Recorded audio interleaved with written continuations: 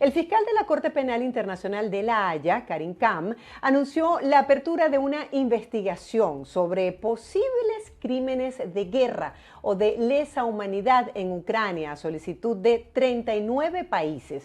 Para profundizar sobre este tema tenemos como invitado especial a Omar Piñango. Él es coordinador general del Observatorio de Crímenes de Lesa Humanidad.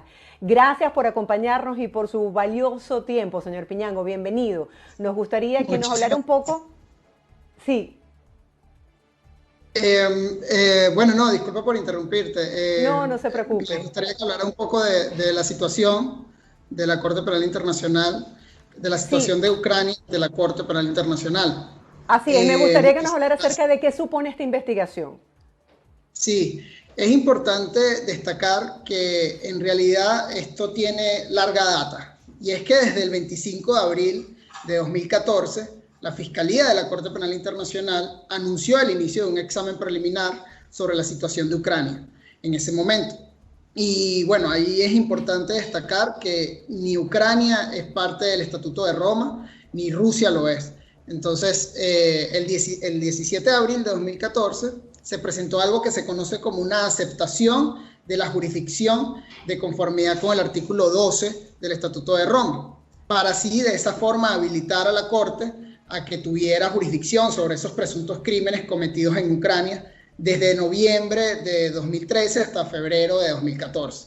Entonces es luego que, gracias a otra aceptación de la jurisdicción que se realizaría en 2015 por parte del gobierno ucraniano, es que se puede ampliar el margen de conocimientos a hechos posteriores a febrero de 2014. Entonces se le extendió desde febrero de 2014 en adelante. Es decir, no tiene una fecha de culminación. Entonces, con base en esa segunda declaración, es que le es posible a la oficina de la Fiscalía conocer de estos presuntos crímenes de competencia de la Corte Penal Internacional, y es que la Fiscalía amplió, digamos, su examen preliminar para incluir estos crímenes, digamos, ocurridos después de esta fecha en el este de Ucrania. Con la remisión presentada por estos 39 países, entre los que se encuentran España, Francia, Reino Unido, Colombia, bueno, entre muchos otros, ¿cuáles serían los requisitos para que los magistrados y los fiscales de la Corte Penal inicien estas pesquisas? Sí, allí es importante señalar que, como bueno, antes mencionaba, es un Estado que no es parte del Estatuto, que inicia, digamos, por la aceptación de la jurisdicción en la oficina de la Fiscalía esta investigación, este examen preliminar, mejor dicho, y que por los hechos recientes ocurridos en el territorio de Ucrania desde al menos finales de febrero del presente año, se acelera el trámite respecto a la situación. Y entonces el 25 de febrero de 2022 el fiscal declara que se mantendría atento y que estaba allí pendiente de lo que estaba ocurriendo y haría ese correspondiente seguimiento de la situación. Ahora, luego recalca que tenía jurisdicción para investigar porque tiene esta ampliación del margen temporal que podía cubrir la oficina de la Fiscalía y que podría acelerarse estas investigaciones, estas pesquisas, si se da la remisión de la que hablabas ahorita, de que esta remisión que se da por 39 estados. Esto es porque si luego de todo de culminado el examen preliminar, el fiscal Karim Khan determina que hay bases razonables para creer que crímenes se están cometiendo en el este de Ucrania, en el territorio ucraniano, entonces debe solicitar una autorización a la sala de cuestiones preliminares. Entonces la sala de cuestiones preliminares debe autorizar para que se investigue, digamos, ya formalmente estos actos que podrían ser actos de genocidio, de crímenes de lesa humanidad o de guerra cometidos en este territorio, al menos desde noviembre de 2013. Y por ende, bueno, cualquier persona que cometiera tales crímenes, incluso ordenando, incitando tales crímenes, podría ser sujeta a la jurisdicción de la Corte Penal Internacional. Y aquí es importante destacar que con la remisión ya esa solicitud de autorización para la sala de cuestiones preliminares no es necesaria. Entonces ya se puede entrar en una investigación formal. Eso es lo que hace la remisión de estados partes. Entonces ya en cualquier momento, digamos, se puede iniciar, se notifica a los estados que remitieron la situación y podría entonces iniciarse esta investigación formal que les da unas potestades específicas de acuerdo con el artículo 53 del Estatuto de Roma a la oficina de la Fiscalía de emprender una priorización de casos, una colección de evidencias, entrevistas a víctimas. Entonces esto es importante, es un paso importante el que se haya hecho esta remisión por parte de estos estados. Señor Omar, hemos visto que estos procesos suelen tardar muchísimo porque, como bien lo decía, tiene que ver con todo un proceso de investigación, de documentación, de registro de todo lo ocurrido para determinar que es un crimen de guerra o de lesa humanidad. ¿Por qué considera que ha tenido celeridad el caso de Ucrania y cómo se traduce el hecho de que en el caso particular de Venezuela existe toda una documentación bien documentada por las diferentes ONG e instituciones donde las víctimas, los familiares de las víctimas, han estado participando de manera directa durante años en la recolección de toda esta información? ¿Cómo se podría hacer este análisis? ¿Por qué algunos casos tienen más celeridad que otros?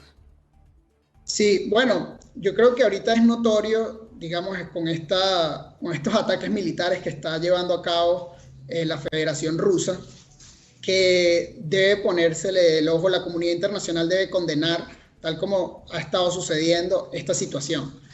Entonces, el Estatuto de Roma surge luego de todos estos esfuerzos del Tratado de Versalles, de esfuerzos de la comunidad internacional en condenar precisamente estas atrocidades. Entonces, aquí estamos hablando de no únicamente violaciones graves a los derechos humanos, sino las violaciones más graves, las atrocidades más graves que puede cometer la humanidad.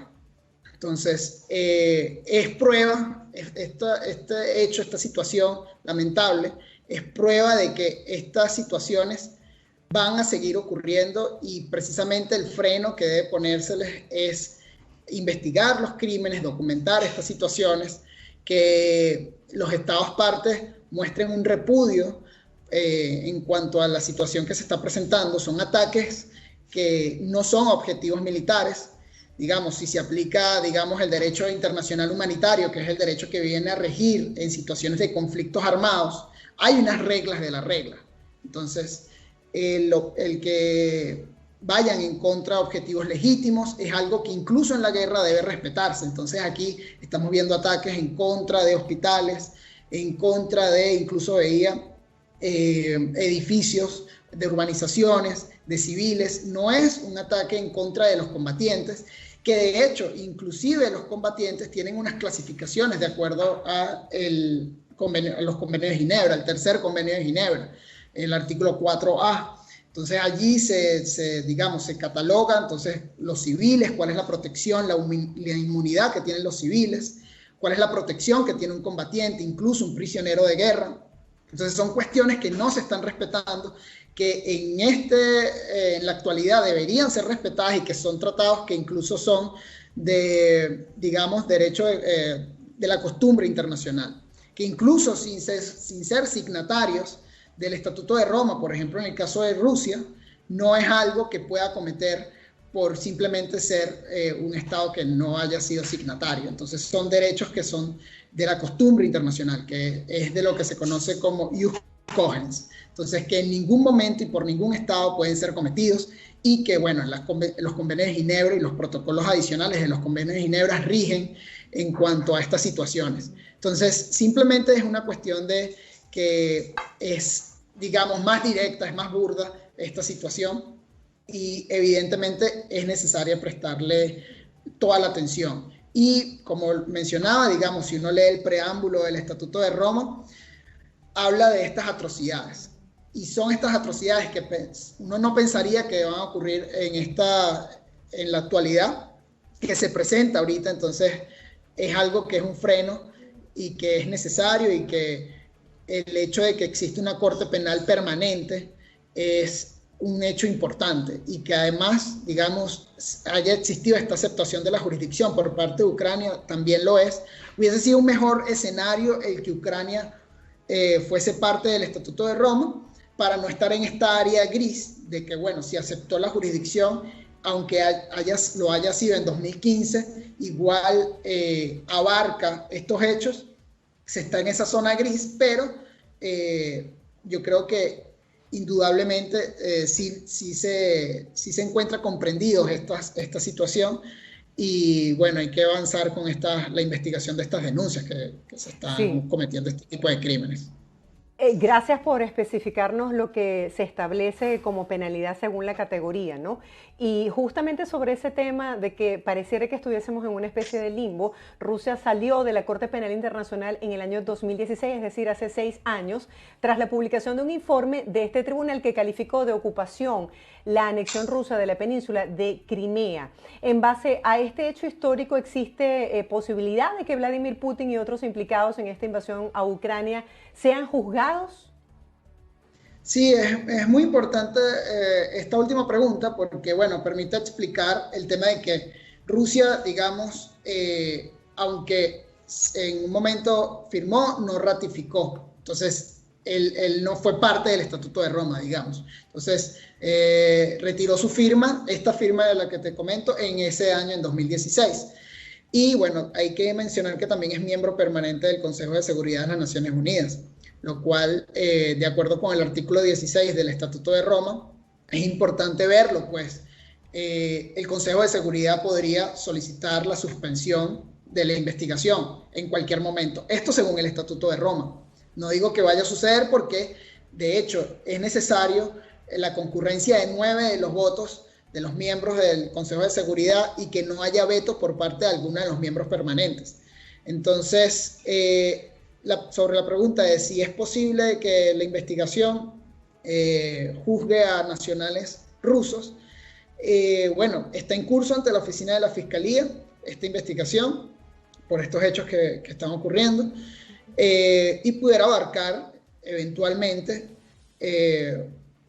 persecución en contra de nacionales rusos. Esto porque se están cometiendo en contra de nacionales de un país, de un Estado, que aceptó la jurisdicción de la Corte. Es decir, aunque Rusia no haya ratificado el Estatuto de Roma y no sea parte del Estatuto, al estar cometiendo crímenes en contra de nacionales que sí aceptaron la jurisdicción de la Corte, entonces eso ya le permite, por jurisdicción territorial a la Corte, conocer de esos asuntos. Entonces sí, eventualmente podrían darse esas, digamos, órdenes de comparecencia u órdenes de arresto.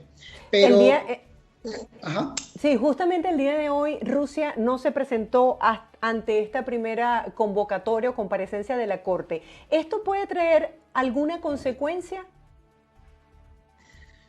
La verdad, es un terreno bastante, digamos, con bastantes elementos. El tema de que no haya una negociación efectiva es algo que podría ponderarlo y que además sigan los ataques, incluso cuando se sabe que son ataques en contra de civiles. Entonces sí, evidentemente podría tomarse como una forma de no cooperar con la Corte, aunque bueno, sabemos que Rusia, al no ser parte del Estatuto de Roma, no tiene una obligación de cooperación realmente. Entonces, por eso es un terreno, digamos, una posición complicada, es compleja. Estas negociaciones, digamos, yo he leído que podría darse mejor también en unas negociaciones más efectivas en el ámbito de la Organización para la Seguridad y la Cooperación en Europa, con su sede en Viena, pero bueno, también está ese terreno en el que, por ejemplo, otros miembros del Consejo de Seguridad, otros miembros permanentes del Consejo de Seguridad han desafiado la jurisdicción de la Corte Penal Internacional cuando se trata de estados que no son parte del estatuto. Ya para despedir brevemente me gustaría que nos aclarara, ¿con esta investigación se puede hacer una orden de arresto contra el presidente Putin y las personas que le acompañan? ¿Es así de definitivo? Sí, mira, las órdenes de arresto y de comparecencia, en tanto que ya se encuentra en una investigación formal por parte de la Fiscalía de la Corte Penal Internacional, se podrían librar. Es una posibilidad que tiene la oficina de la Fiscalía de solicitar a la Sala de Cuestiones Preliminares, mira, vamos a dictar órdenes de arresto y órdenes de comparecencia ante la Corte. Pero, muchísimas gracias. Sí, Ok, disculpe. pero es algo que no se puede ver como blanco y negro, sino que va a tener mucho que ver con, se trata de un fiscal que se encuentra, digamos, asumiendo su término ahorita, su mandato ahorita, y que no va a simplemente a buscar crear un caso sin la posibilidad de evidentemente traer ante la jurisdicción de la Corte a esta persona sobre las que se librarían las órdenes de comparecencia y de arresto. Entonces, de que es una posibilidad eventual de que podrían librarse, sí. Ahora, y de que se encuentran legitimados para librarlas, sí. Si se las solicitan a la sala de cuestiones preliminares. Ahora, en efecto es lo que va a suceder. Yo creo que va a ser más cauteloso a la hora de librar ese tipo de órdenes porque, bueno, sabemos que está asumiendo un mandato nuevo, digamos, Karim Khan. Vamos a ver mucho de cuál va a ser la selección y la priorización de los casos. Porque si bien el que más, digamos, uno ve por la responsabilidad penal del superior es Vladimir Putin, no es únicamente, digamos, la persona que podría llegar una orden de comparecencia a esa persona, sino podría ser incluso mandos subordinados, digamos, ministros. Entonces, vamos a ver cuál sería la actuación de la sala de la oficina de la Fiscalía en esta priorización de casos. Muchísimas gracias por acompañarnos el día de hoy y por este análisis sobre un tema tan complejo. Los hechos están, la historia dirá qué irá a pasar con estos casos, estos crímenes de guerra o de lesa humanidad. Gracias. Estábamos conversando con Omar Piñango, coordinador del Observatorio Crímenes de Guerra.